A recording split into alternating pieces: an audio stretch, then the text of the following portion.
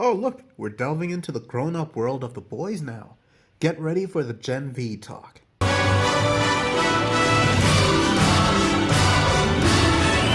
Boy, have we got a nice, interesting conversation to have here regarding this weird show.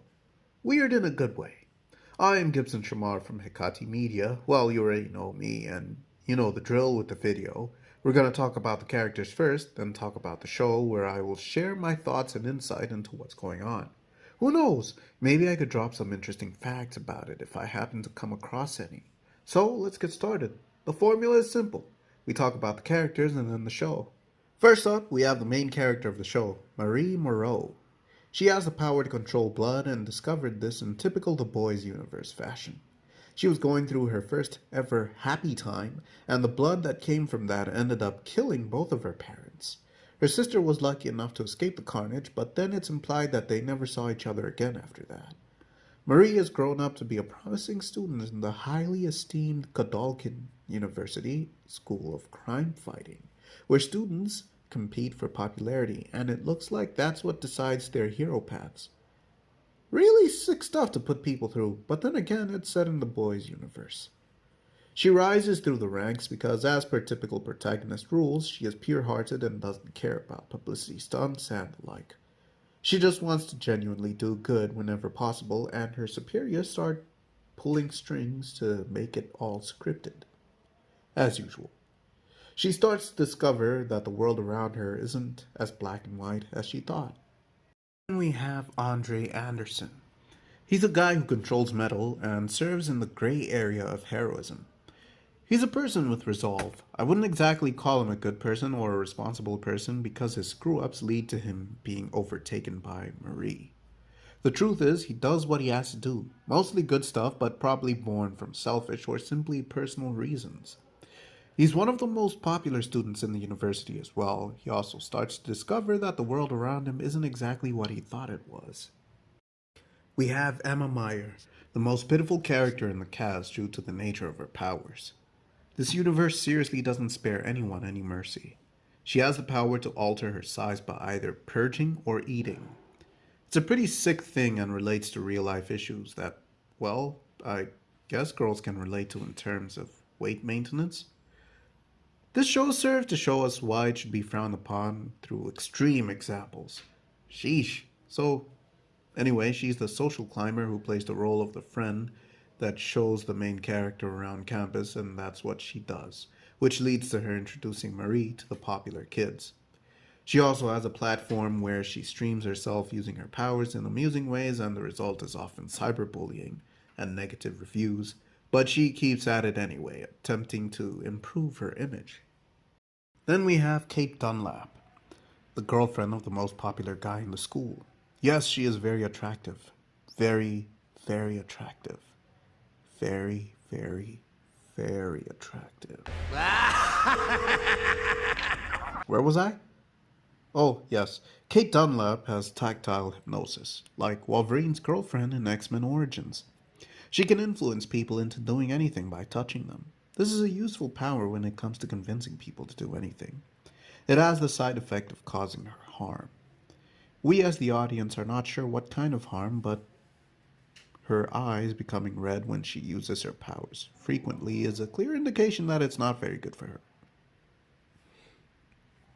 And it's not even the cool looking red. It's the kind of turning red that shows that the eye is damaged. It's the boys' universe. Anyway, she's shown to be selfish and also has a traumatic past. She once told her brother to go away and never come back, and that's how he disappeared. And he discovered her powers like that.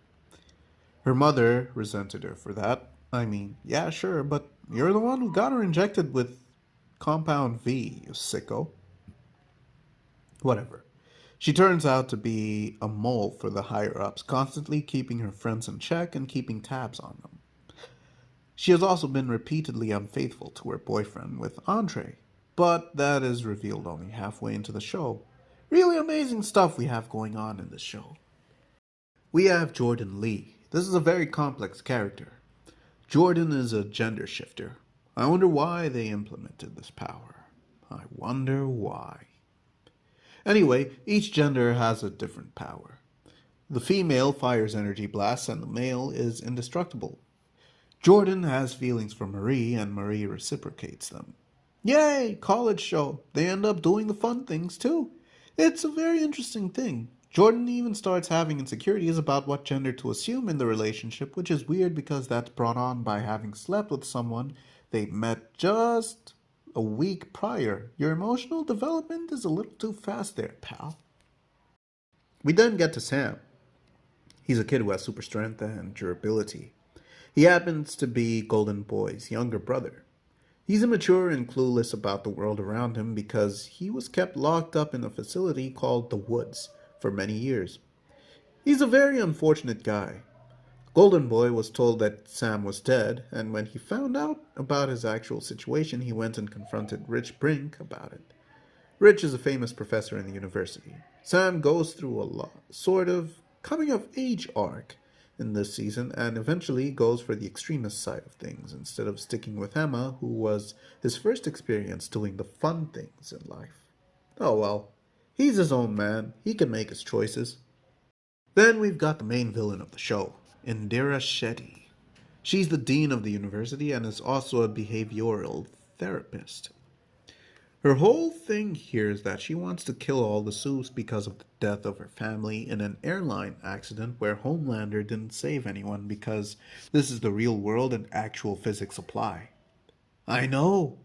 It was a very crazy thing to bear witness to. This was back in season 1 of The Boys. She now wants to kill every Supe there is. It sounds a lot like the plot of Xander Rice in Logan, the guy who put an end to the mutant race because Wolverine killed his father while breaking out of the Weapon X facility. She's, as you can tell, very sadistic and vengeful. And then the guy who gets the story rolling, Luke, aka Golden Boy. When you watch the show, you think, hey, this Golden Boy guy seems to have it all together and is a decent dude. Fool!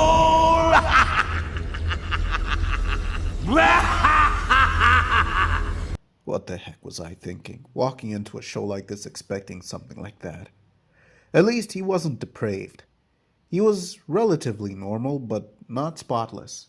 It turns out that the university would cover up a lot of his mistakes, which would cost him his future as a future leader of the Seven, the greatest team of superheroes in the world. He dies in the first episode after killing Brink. He flies up and kills himself. I seriously thought he was gonna be the main or secondary character. But nope, I was wrong. He still has a lot of impact on the story of the season and constantly appears as a manifestation of Sam's conscience, giving him the right advice. The problem is that Sam doesn't see it as right and goes his own way. You have to feel bad for Luke in this show. We've got other characters like Rufus, who uses his telepathy to, do the fun things with girls and try it with Marie, but then she made his piece explode. There's also Rich Brink, who chooses favorites instead of just helping every student the same way. Also that he can maintain his reputation as an infallible mentor to future heroes. Then there's Maverick, who turns invisible. He's Translucent's son. Yes, he also has something weird going on. He's in a situationship with a goat. Man, seriously, what is with this show? And I saved the best for last. Tech Knight. This guy is a whole other problem on his own. He's a good detective, we need to give credit where it's due. But he's got a serious dilemma when it comes to sexual urges. This guy is turned on by anything with a hole in it and humps it. He doesn't care what it is. He just sticks his fun piece in it. Man, seriously, what the heck is wrong with this show? Anyway, on to the show itself. The show presents itself as a kind of coming-of-age college superhero story.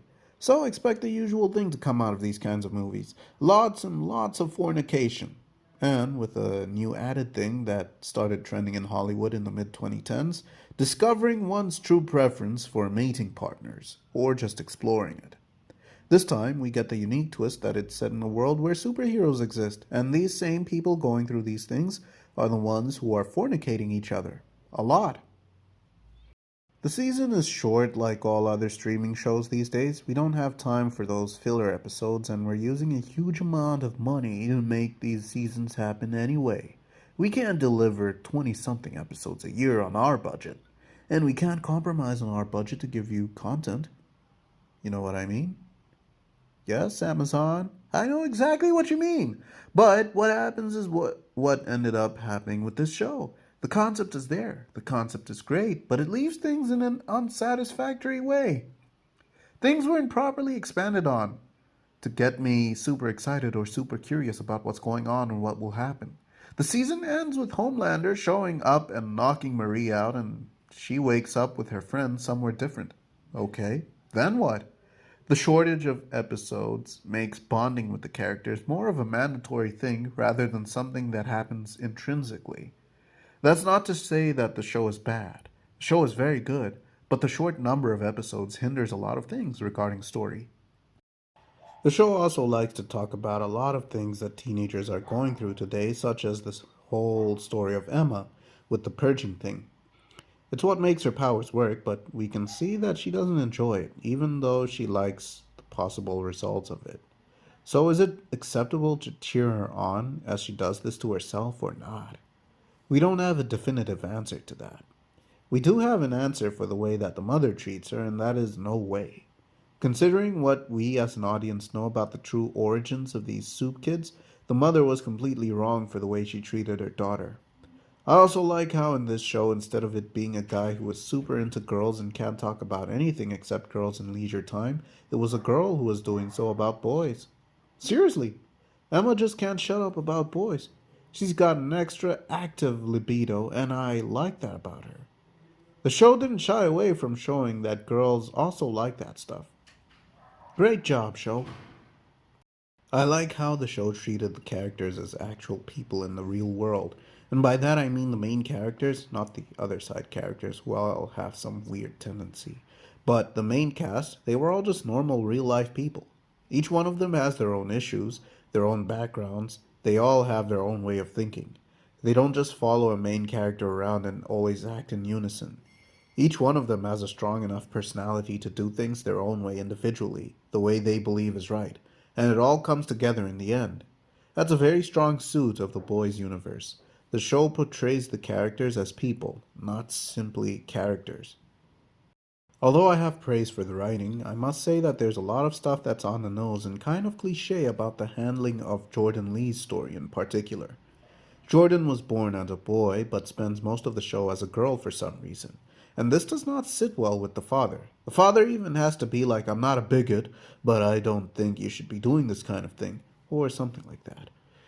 I could not help but roll my eyes at that scene. I knew exactly what the writers were trying to say about the whole thing, and this will just end up causing arguments among people who really have no business even arguing about it. But then again, that's the whole point of scenes like that in the show, right? Get people to discuss? Yeah, I suppose so. Then there was the relationship between Andre and his father. His father prioritized making him famous, whereas Andre just wanted to do the right thing, whether he's famous or not, creating a sort of conflict between the two. Yay! The usual, my dad wants this more than I do storyline. You've never seen that one done before. Also, at some point, you have to admit that the show was just meant to be edgy for the sake of being edgy at times. Exploding a guy's fun piece seems like a power fantasy for a lot of victims. Someone with the power to change genders and liking both flavors of ice cream makes things daring and challenging, but also edgy. Having a guy who likes to fornicate everything with a hole in it is edgy. Happy Time blood being used to commit murder by a bloodbender is some next level of edginess, chief. But then again, when you see the comic that this was based on and when it was published, you'll understand all the edge in the show. I guess it was all part of the grand design. Or, wait, it's like poetry. It rhymes. I gotta say, it started off as funny when this universe showed that soups have all sorts of problems like drug abuse or sex addiction. But at some point, it becomes tiring when you see that pretty much every soup has some sort of problem, and that's starting to get old. It's starting to wear thin on us as the audience, or at least on me.